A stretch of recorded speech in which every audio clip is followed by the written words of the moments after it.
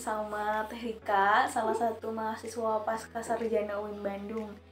Bakalan ditanyain ya ke Teh Rika soal pertanyaan teman-teman tentang gimana sih caranya masuk UIN Bandung. Karena teman-teman maba pasti lagi penasaran banget gimana caranya masuk ke UIN Bandung, salah satu kampus yang negeri Islam di Bandung. Teh Rika sehat? Alhamdulillah, Teteh sehat. Alhamdulillah. Sekarang semester berapa sih Teh? Sekarang tuh semester 4. Kalau pasca Iya. sarjana tuh semester 4 berarti udah mau Udah mau akhir. selesai ya? Udah sidang selesai. proposal? Alhamdulillah sudah Teh. Udah kompre. Alhamdulillah sudah. Berarti tinggal ini ya Teh, tinggal Monoposa. monoposa. Iya. Sobat Yuin pasti penasaran banget. Nah, di sini tuh aku ngebaca profil Teteh. Profil. Nah, ngebaca beberapa profil Teteh ya di media sosial. Kebetulan Tarika juga ini salah satu content creator. Apa sih Teh YouTube-nya? YouTube-nya namanya Rika Dilawati. Instagramnya? Instagramnya juga Rika_Dilawati. Dimulai dari kenapa Teh Rika tertarik dengan UIN Bandung? Kalau pertamanya tuh sebetulnya nggak kepikiran ya buat masuk UIN. Awalnya itu Teh. Karena dulu jurusan pemasaran dan Rika tuh di SMK Ya. dan memang lagi masa-masa hijrahnya dulu tuh. hijrah ya dulu tuh waktu SMA, karena kan sebetulnya suka juga gitu ke pemasaran, tentang marketing, tentang bisnis. Cuman memang ada beberapa alternatif yang kayaknya enggak deh kalau untuk berbisnis gitu. Nah, walaupun suka bisnis ya, walaupun suka jualan gitu, tapi karena fase-fase hijrah itu tuh Teh ikutan salah satu organisasi keagamaan di sekolah, terus juga dan di situ tuh lebih pengen ke mendekatkan diri kepada Allah gitu. Rencananya gitu ya. Jadi banting setir yang tadinya mau masuk ke bisnis gitu. Jadi mau masuk ke PAI karena pengen jadi guru agama. Udah beberapa kali mau masuk ke PAI karena kan pasti yang disoroti itu UPI ya gitu kalau buat jadi guru. Mau masuk ke UPI beberapa kali, 2 kali nggak lolos SNMPTN dan SBMPTN. Selanjutnya lihat ke UIN dan jurusan PI lagi gitu. Ternyata nggak lolos lagi, sampai UMPTKIN nggak lolos. Terus apa namanya, kalau kata UIN tuh ujian mandiri nggak lolos. Dan angkatan 2016 tuh ada ujian mandiri kedua ya. Dan jadi aja masuknya di ujian mandiri yang kedua. Gitu sih tertariknya itu karena memang mau masuk jurusan PAI dan mau hijrah. Kacau ya gitu. Hijrah. Tapi emang kebanyakan sih katanya masuk UIN itu mau hijrah. Iya. Tapi bukan malah hijrah, justru makin kebanyakan sih. Tapi enggak kok, katanya Sobat UIN kalau orang-orang UIN itu baik-baik ya. Iya. Saleh dan soleha. Ya. Soleha, amin. Di sini berarti terhitung berapa kali tuh Teh? SBMPTN, dari SNMPTN sih, SNMPTN, SBMPTN, UMPTKIN karena udah ikut SPAN kan. Terus ujian mandiri 1 dan ujian mandiri 5 kali. 5 kali baru masuk UIN. Jadi Sobat UIN juga nggak perlu pesimis ya kalau mau masuk, yang sekali gagal terus aja dicoba. Pada akhirnya bakal bisa masuk. Nah, Tarika juga di sini kebetulan ngambil pada akhirnya di jurusan SAA, Studi Agama. Yang katanya jurusan Studi Agama ini dianggap sebagai jurusan yang tanda kutip. Itu tanda kutipnya gimana Teh? Yang katanya sering apa sih? Kayak ya gitulah pokoknya. Gimana tuh menurut Tarika? Iya betul Teh. Karena kan sebetulnya waktu pas mau masuk, waktu pas pertama masuk itu namanya adalah perbandingan agama ya. Gitu. Agama dibandingkan betul. Enggak, maksudnya banyak orang yang berpikiran dengar kata perbandingan agama itu berarti membandingkan agama atau mempertandingkan gitu ya, dalam tanda kutip gitu ya. Karena kan seperti pertandingan agama, perbandingan agama, dan membandingkan antara agama satu dengan agama yang lain. Nah tetapi ketika dicoba gitu ya Teh, karena dulu tuh sebetulnya awal masuk ke perbandingan agama tuh nggak dicita-citakan gitu, maksudnya nggak direncanakan buat masuk ke perbandingan agama, yang dan penting baru masuk UIN gitu. Iya, yang penting masuk UIN dan yang penting masuk kuliah gitu. Dan karena kata bapak tuh so kalau mau kuliah sok aja, tapi yang penting negeri, karena kan biaya juga ya teh ya. Kalau misalkan di Bandung kan kuliah swasta lumayan ya teh ya per semesternya gitu. Nah ternyata singkat cerita waktu pas dilihat, oh ada nih jurusan perbandingan agama itu tuh saat ujian mandiri yang kedua. Karena kan ujian mandiri yang kedua itu bisa dibilang jurusan-jurusan yang memang masih kurang kuota gitu ya. Kurang peminat. Iya, kurang kuota ya. Nah dari situ dilihatlah, dan aku tuh melihat jurusan mana yang pasti bakalan keterima gitu sih Ter. Jadi peluangnya lebih besar gitu. Dan memang kayaknya ini mungkin banyak yang bilang kan serem, terus nanti bakalan jadi apa, nanti bakalan apa ya namanya tuh beda, pindah agama gitu kalau misalkan masuk perbandingan agama. Nanti belajar agama yang lain. Banyak sih orang-orang yang berkomentar negatif gitu ya, tapi nggak apa-apa, dicoba aja gitu.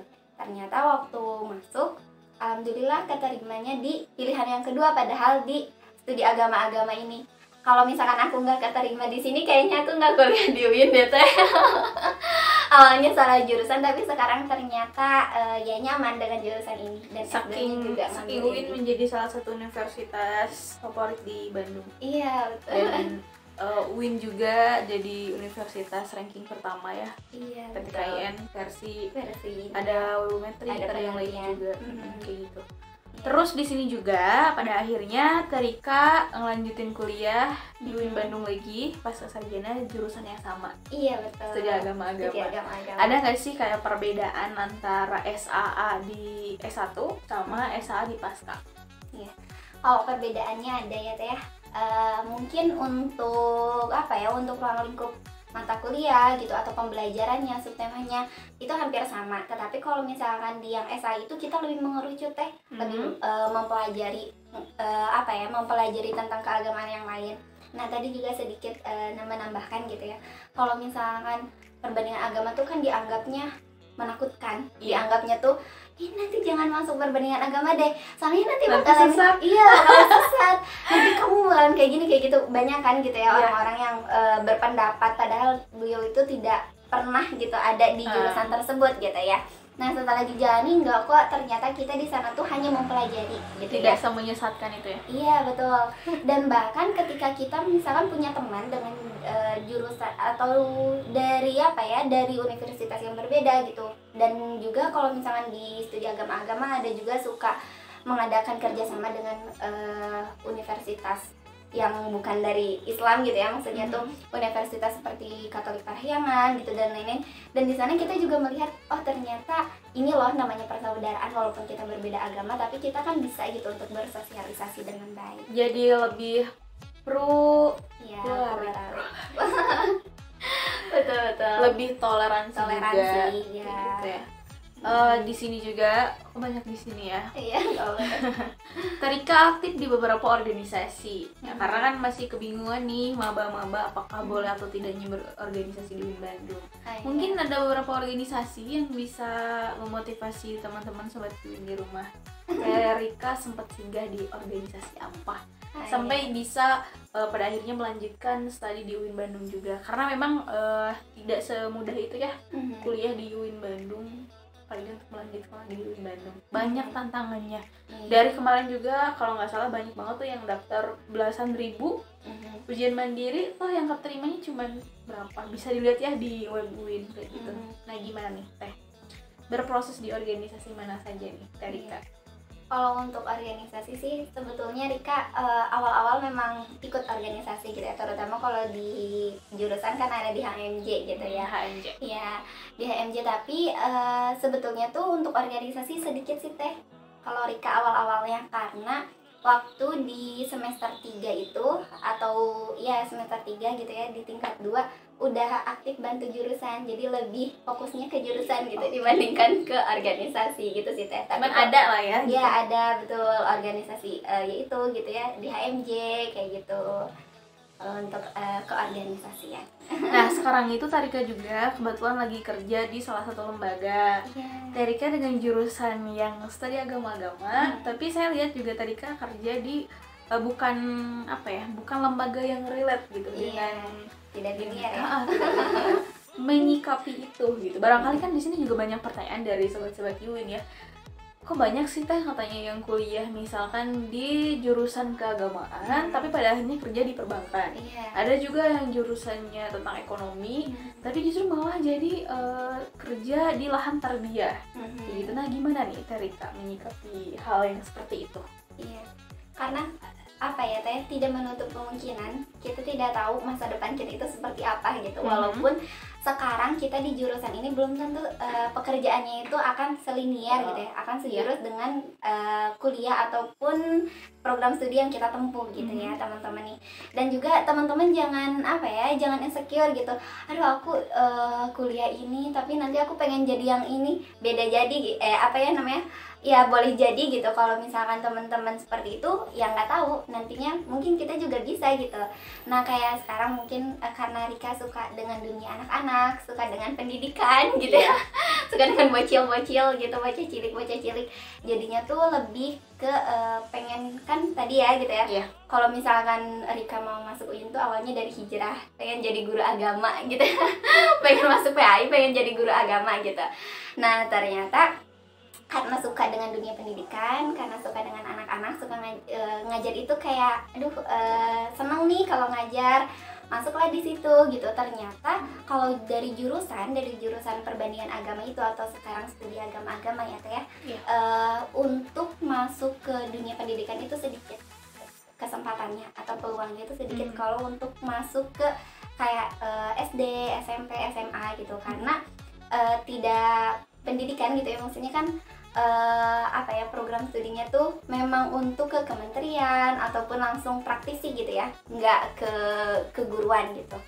Nah dan dari sana karena sukanya sama anak-anak, ternyata waktu angkatan Rika itu ada terlihat kalau misalkan kan kita nanti lulusnya itu SAG gitu ya, gelarnya itu SAG Sarjana Agama, dan kita bisa untuk masuk ke sekolah, cuman memang syaratnya itu sekolah-sekolah yang menerima itu biasanya yang MI atau di bawah Kementerian Agama, dan itu pun gurunya menjadi guru akidah gitu ya guru agamanya lebih ke menjurus ke guru akidah, yang penting nggak menyesatkan gitu ya.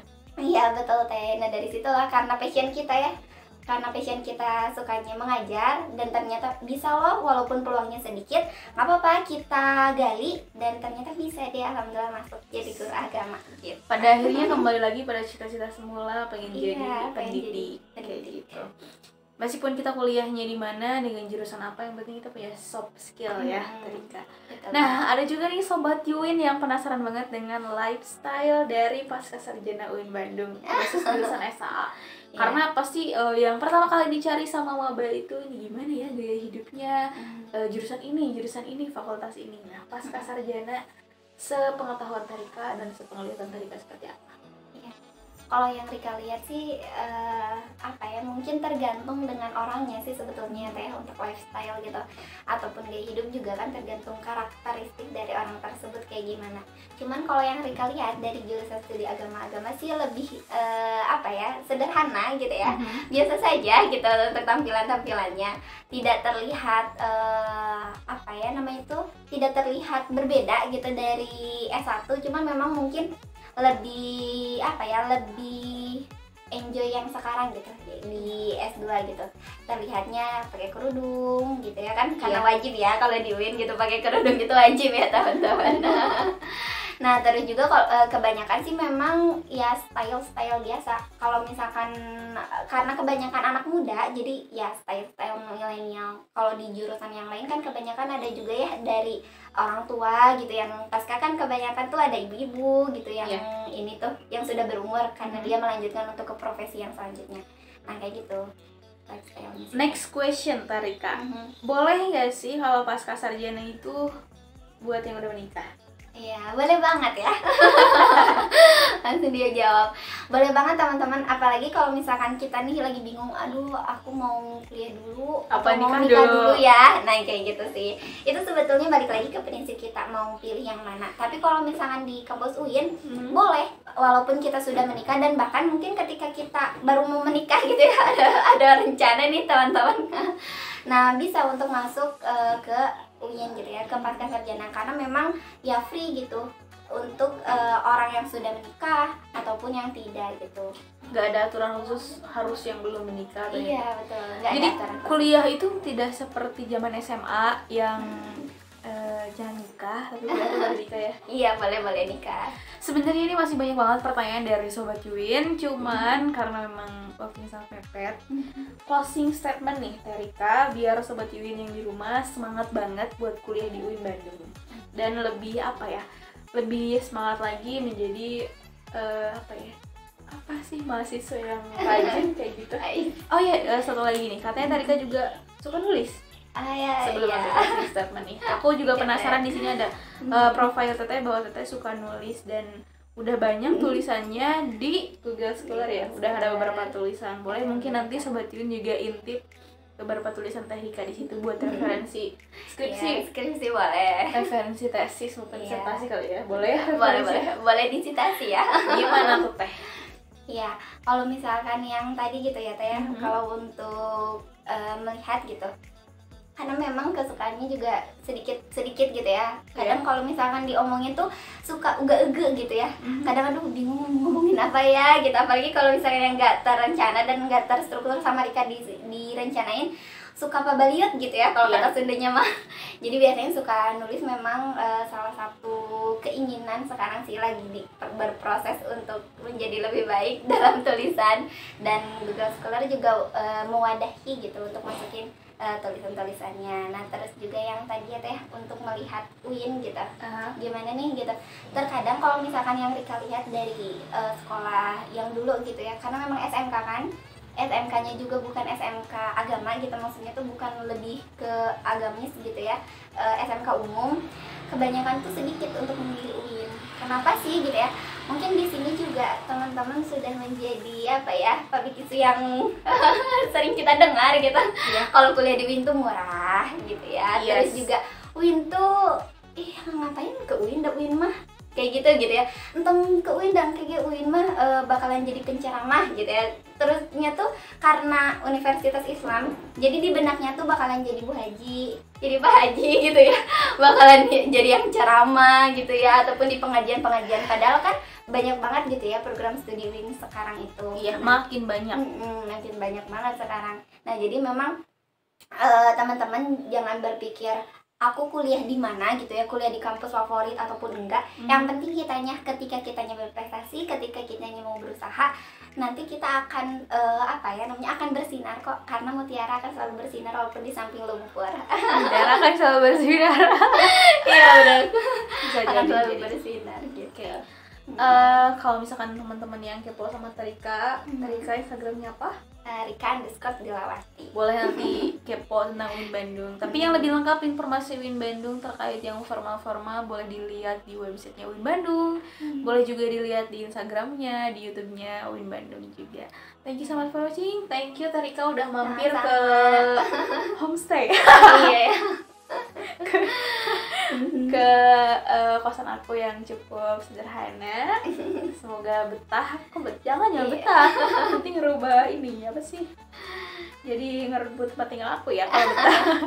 Oke gitu aja. Nanti bakal ada video-video lain yang lebih menarik dan tentunya lebih motivasi Sobat Yuin. Dadah, terima kasih.